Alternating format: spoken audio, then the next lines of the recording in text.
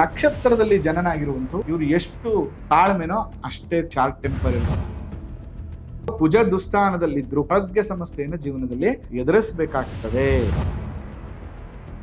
ಇವರಿಗೆ 25ನೇ ವಯಸ್ಸಲ್ಲಿ ಆಪತ್ತು ಅಪಘಾತಗಳು ಸಂಭವಿಸುವಂತ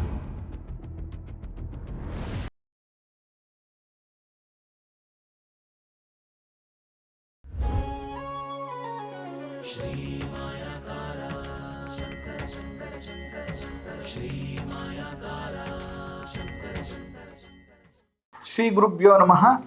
ಮಾಯಕಾರ ಪ್ರಭುವೇ ನಮಃ. ಗಣೇಶ ದೇವಿ ವಾಗ್ದೇವಿ ಮಮ ವಾಕ್ಯ ಸಿದ್ಧಿ ಕುರು ಕುರು ಸ್ವಹ. ಓಂ ನಮೋ ಭಗವತಿ ಚಾಮುಂಡೇಶ್ವರಿ ಮಲಯಾಳ ಸ್ವರೂಪಿಣಿ ಸರ್ವ ಸಿದ್ಧಿಕಾರಿಣಿ ಸತ್ಯಂ ಬ್ರೂಹಿ ಸ್ವಹ. ಆರಾಧ್ಯ ದೈವನಾಗಿರುವಂಥ ಮಲೆ ಮಾದೇಶ್ವರರ ಮನದಲ್ಲಿ ನೆನೆಯುತ್ತಾ ವಿದ್ಯಾಗುರುಗಳ ತಂದೆ ತಾಯಿಯ ಪಾದಾರವಿಂದಗಳಿಗೆ ನಮಸ್ಕಾರವನ್ನು ಮಾಡ್ತಾ ಜಗದ್ಗುರು ಪಂಚಾಚಾರ್ಯರನ್ನ ಬಸವಾದಿ ಶರಣರ ಮನದಲ್ಲಿ ನೆನೆಯುತ್ತಾ ಇವತ್ತಿನ ಒಂದು ವಿಶೇಷ ಸಂಚಿಕೆಯನ್ನು ಪ್ರಾರಂಭ ಮಾಡ್ತಾ ಇದ್ದೇನೆ. ಮೃಗಶಿರ ನಕ್ಷತ್ರದ ಗುಣಧರ್ಮಗಳು ಮತ್ತು ಅವ್ರ ಬಗ್ಗೆ ಒಂದಷ್ಟು ಮಾಹಿತಿಯನ್ನು ತಿಳಿಸುವಂಥ ಒಂದು ಸಂಚಿಕೆ ಇದು. ಇನ್ನು ಯಾರೆಲ್ಲ ನಮ್ಮ ಚಾನಲ್ನ ಭಾಳ ಮುಖ್ಯವಾಗಿ ಸಬ್ಸ್ಕ್ರೈಬ್ ಆಗಿಲ್ಲ, ಸಬ್ಸ್ಕ್ರೈಬ್ ಆಗಿ ಶೇರ್ ಮಾಡಿ ಸಪೋರ್ಟ್ ಮಾಡಿ. ಮತ್ತು ಇದೇ 27ನೇ ತಾರೀಕು ನಿಗೂಢ ಪ್ರಶ್ನಾಶಾಸ್ತ್ರ ತರಗತಿ ಪ್ರಾರಂಭ ಆಗ್ತಾ ಇದೆ, ಅಡ್ಮಿಷನ್ ಆಗಿ ಅಂತ ಹೇಳ್ತಾ ನೋಡಿ. ಇಲ್ಲಿ ಪ್ರಮುಖವಾಗಿ ಈ ಮೃಗಶಿರ ನಕ್ಷತ್ರ ಇದೆಯಲ್ಲ, ಇದು ನಕ್ಷತ್ರ ಕುಜನ ನಕ್ಷತ್ರ. ಇಟ್ಸ್ ಎ ವೆರಿ ಪವರ್ಫುಲ್ ನಕ್ಷತ್ರ. ಇದು ಕುಜಗ್ರಹಕ್ಕೆ ಸಂಬಂಧಪಟ್ಟಂಥ ನಕ್ಷತ್ರ. ನಕ್ಷತ್ರಾಧಿಪತಿ ಬಂದು ಚಂದ್ರ, ಬಹಳ ವಿಶೇಷವಾಗಿ ಚಂದ್ರಚೂಡೇಶ್ವರ ಅಂತ ಕರಿತೀವಿ. ನಕ್ಷತ್ರ ದೇವತೆಯನ್ನ ಜಟಾಧಾರಿ ಚಂದ್ರಚೂಡನಾಗಿರುವಂಥ ಶಿವನನ್ನ ಪೂಜೆ ಮಾಡಬಹುದು ಮತ್ತು ಚಂದ್ರನನ್ನ ವಿಶೇಷವಾಗಿ ದೇವತೆಯಾಗಿ ನಾವು ನಕ್ಷತ್ರ ದೇವತೆಯಾಗಿ ಪೂಜೆ ಮಾಡಬೇಕಾಗ್ತದೆ. ಮತ್ತೆ ಸಾಮಾನ್ಯವಾಗಿ ನಕ್ಷತ್ರದಲ್ಲಿ ಜನನಾಗಿರುವಂಥವ್ರು ಸ್ವಲ್ಪ ತಿಳಿಯಾದ ಬಣ್ಣ, ಸ್ವಲ್ಪ ರೆಡ್ನೆಸ್ ಇರ್ತಾರೆ. ಕಣ್ಣು ಇವರಿಗೆ ಯಾವಾಗಲೂ ಕೂಡ ರೆಡ್ ಆಗ್ತಿರ್ತದೆ. ಮತ್ತು ಪಂಚತತ್ವಗಳಿಗೆ ಭೂತತ್ವ, ಇವರು ಎಷ್ಟು ತಾಳ್ಮೆನೋ ಅಷ್ಟೇ ಕೂಡ ಶಾರ್ಟ್ ಟೆಂಪರ್ ಇರ್ತಾರೆ. ಮತ್ತು ಭಾಳ ಕಟ್ಟುಮಸ್ತಾದ ದೇಹ, ಒಂದು ಒಳ್ಳೆ ಜಿಮ್ ಬಾಡಿ ಥರ ಇರುವಂತಹ ಒಂದು ಕಟ್ಟುಮಸ್ತಾದಂತಹ ದೇಹ. ಇವರೇನಾದರೂ ಕರೆಕ್ಟಾಗಿ ಜಿಮ್ಮು ಯೋಗ ಇವೆಲ್ಲ ಮಾಡಿಬಿಟ್ರೆ ಅದರಲ್ಲಿ ತುಂಬ ಚೆನ್ನಾಗಾಗ್ಬೋದು. ಮತ್ತು ಸ್ಪೋರ್ಟ್ಸಲ್ಲಿ ಹೋಗುವಂಥವ್ರಿಗಂತೂ ಈ ನಕ್ಷತ್ರ ಬಹಳ ವಿಶೇಷ. ಮೃಗಶಿರ ನಕ್ಷತ್ರದಲ್ಲಿ ಹುಟ್ಟಿರೋರು ನಾನು ಕ್ರೀಡೆಯಲ್ಲಿ ಮುಂದುವರಿತೀನಿ ಅಂದರೆ ಇಟ್ ಈಸ್ ವೆರಿ ಗುಡ್, ತುಂಬ ಚೆನ್ನಾಗಿ ಅದರಲ್ಲಿ ಅವರು ಗುರುತಿಸ್ಕೋಬಹುದು. ಇನ್ನು ಈ ಮೃಗಶಿರ ನಕ್ಷತ್ರಕ್ಕೆ ಮುಖ, ಕೆನ್ನೆ, ಗಂಟ್ಲು ಮತ್ತು ಭುಜ, ಕಿವಿ ಇದಕ್ಕೆ ಸಂಬಂಧಪಟ್ಟಂತಹ ದೇಹದ ಅಂಗಗಳನ್ನು ಇಂಡಿಕೇಟ್ ಮಾಡ್ತದೆ. ನಿಮ್ಮ ಜಾತಕದಲ್ಲಿ ಈ ನಕ್ಷತ್ರದಲ್ಲಿ ಪಾಪಗ್ರಹಗಳಿದ್ರು ಅಥವಾ ಕುಜ ದುಸ್ಥಾನದಲ್ಲಿದ್ದರೂ ಕೂಡ ಈ ಮುಖ, ಕೆನ್ನೆ, ಗಂಟ್ಲು, ನಾಲ್ಗೆ, ಭುಜ, ಕಿವಿ ಇದಕ್ಕೆ ಸಂಬಂಧಪಟ್ಟಂಥ ಆರೋಗ್ಯ ಸಮಸ್ಯೆಯನ್ನು ಜೀವನದಲ್ಲಿ ನೀವು ಅನೇಕ ಬಾರಿ ಎದುರಿಸಬೇಕಾಗ್ತದೆ. ಈ ನಕ್ಷತ್ರದಲ್ಲಿ ಹುಟ್ಟಿರುವಂಥವ್ರಿಗೆ ಶುಭ ಸಂಖ್ಯೆ ಅಂದರೆ 3 ಮತ್ತು 9ನೇ number. It is very good. ಯಾಕಂದ್ರೆ 3 ಗುರು, 9 ಬಂದು ಕುಜ, 2 ನಂಬರ್ಗಳು ಕೂಡ ಇವರಿಗೆ ವೆರಿ ಪಾಸಿಟಿವ್ ಲಕ್ಕಿ ನಂಬರ್ಸ್ ಅಂತ ಕರಿಬೋದು ಈ ನಕ್ಷತ್ರದಲ್ಲಿ ಹುಟ್ಟಿರುವಂಥವ್ರಿಗೆ. ಇನ್ನು ಅದೃಷ್ಟ ಬಣ್ಣ ಬಂದು ಭೂಮಿ ಬಣ್ಣ ಅಂತ. ಭೂಮಿ ಬಣ್ಣವನ್ನು ನಾವು ಯಾವಾಗಲೂ ಹಳದಿ ಅಂತ ಕರಿತೀವಿ. ಸಾಮಾನ್ಯ ನಾವು ಬ್ರೌನ್ ಕಲರ್ ಅಂತ ಕರಿತೀವಿ, ಆದರೆ ಹಳದಿ ಆಕ್ಚುಲಿ ಭೂಮಿ ಬಣ್ಣ ಅಂತ ನಾವು ತಿಳಿಸೋದ್ರಿಂದ ಮತ್ತು ಶಾಸ್ತ್ರಸಮ್ಮತವಾಗಿ ನಾವು ಹಳದಿಯನ್ನ ಭೂತತ್ವದ ಬಣ್ಣ ಅಂತ ಕರೆಯೋದ್ರಿಂದ ಈ ಹಳದಿ ಬಣ್ಣ ಇವರಿಗೆ ತುಂಬ ಪಾಸಿಟಿವ್ ಆಗಿ ರಿಸಲ್ಟ್ ಅನ್ನ ಕೊಡ್ತದೆ. ಇನ್ನು ಅದೃಷ್ಟದ ವಾರ ಅಂದರೆ ಮಂಗಳವಾರ, ಗುರುವಾರ. ಮತ್ತೆ ಹವಳ ಅದೃಷ್ಟ ರತ್ನ. ಅದೃಷ್ಟದ ಲೋಹ ಬಂದು ಲೋಹದ್ದು ಯಾವುದಾದ್ರೂ ಒಂದು ಚಿಕ್ಕ ರಿಂಗು, ಯಾವುದೋ ಒಂದು ಬಳೆಯನ್ನು ನೀವು ಯಾವಾಗಲೂ ಧಾರಣೆ ಮಾಡೋದ್ರಿಂದ ತುಂಬ ಚೆನ್ನಾಗಿ ನಿಮಗೆ ರಿಸಲ್ಟ್ ಕೊಡುತ್ತೆ. ಮತ್ತೆ ಪುರೂರವ ಮಹರ್ಷಿ ಮತ್ತು ಶ್ರೀ ರಾಘವೇಂದ್ರ ಸ್ವಾಮಿಗಳು ಈ ನಕ್ಷತ್ರದಲ್ಲಿ ಜನನಾಗಿರುವಂಥದ್ದು. ಯಾರೆಲ್ಲ ಈ ನಕ್ಷತ್ರದಲ್ಲಿ ಜನನಾಗಿರ್ತೀರಿ ಅವರು ವಿಶೇಷವಾಗಿ ರಾಘವೇಂದ್ರ ಸ್ವಾಮಿಗಳ ಆರಾಧನೆಯನ್ನು ಮಾಡೋದ್ರಿಂದ ಬೇಗ ಅವರ ಅನುಗ್ರಹ ಪ್ರಾಪ್ತಿಯಾಗ್ತದೆ ಮತ್ತು ಅಂದುಕೊಂಡಂತಹ ಕೆಲಸ ಕಾರ್ಯಗಳೆಲ್ಲ ಈಸಿಯಾಗಿ ಆಗ್ತದೆ. ಮತ್ತೆ ಈ ನಕ್ಷತ್ರದವ್ರಿಗೆ ಶಾಸ್ತ್ರದ ಪ್ರಕಾರ 77 ಇಯರ್ಸ್, 77 ವರ್ಷ ಪೂರ್ಣ ಆಯುವನ್ನು ತಿಳಿಸಿರುವಂಥದ್ದು. 77 ವರ್ಷ ಇವರು ಇರ್ತಾರೆ ಅಂತೇಳಿ.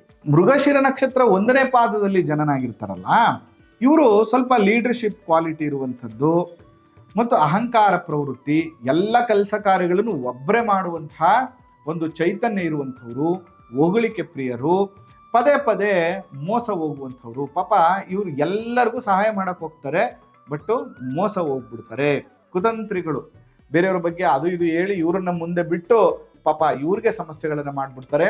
ಬಟ್ ಎಂಥ ಸಮಯದಲ್ಲಿ ಕೂಡ ಎಂಥದ್ದೇ ಕೆಲಸಗಳನ್ನ ಮಾಡ್ಕೊಂಡು ಬರುವಂತಹ ಕೆಪಾಸಿಟಿ ಇವ್ರಿಗಿರ್ತದೆ.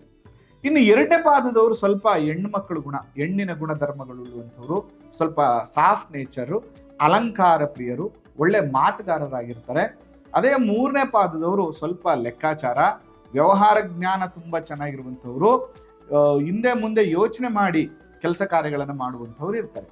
ಇನ್ನು ನಾಲ್ಕನೇ ಪಾದದವ್ರದ್ದು ಅಷ್ಟೇ. ಈ ನಾಲ್ಕನೇ ಪಾದದವರು, ಮೃಗಶಿರ ನಕ್ಷತ್ರ 4ನೇ ಪಾದದವರು ಇಸ್ ವೆರಿ ಟ್ಯಾಲೆಂಟೆಡ್ ಪರ್ಸನ್, ತುಂಬ ಬುದ್ಧಿವಂತರು ಇರ್ತಾರೆ, ತುಂಬ ಕ್ರಿಯೇಟಿವ್ ಇರ್ತಾರೆ. ಆದರೆ ಇವ್ರ ಮೇಲೆ ಶತ್ರು ಬಾಧೆಗಳು ಜಾಸ್ತಿ, ಹೊಟ್ಟೆ ಉರಿ ಪಡೋರು ಜಾಸ್ತಿ. ಇವ್ರು ಏನು ಮಾಡಿದ್ರು ಇವ್ರ ಮೇಲೆ ಅಸೂಹೆ, ಹೊಟ್ಟೆ ಉರಿ ಪಟ್ಟು ಇವ್ರಿಗೆ ಕಿರಿಕಿರಿ ಮಾಡುವಂತಹ ದೊಡ್ಡ ಬಳಗನೆ ಇರ್ತದೆ. ಆ ವಿಚಾರದಲ್ಲಿ ಸ್ವಲ್ಪ ಹುಷಾರಾಗಿರ್ಬೇಕು.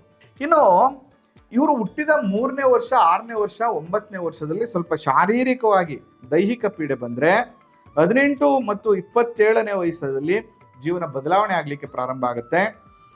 ಅದ್ರ ಜೊತೆಗೆ 27 ಆಸುಪಾಸಲ್ಲಿ ಇವರಿಗೆ ಮದುವೆ ಯೋಗ ಇರುವಂಥದ್ದು.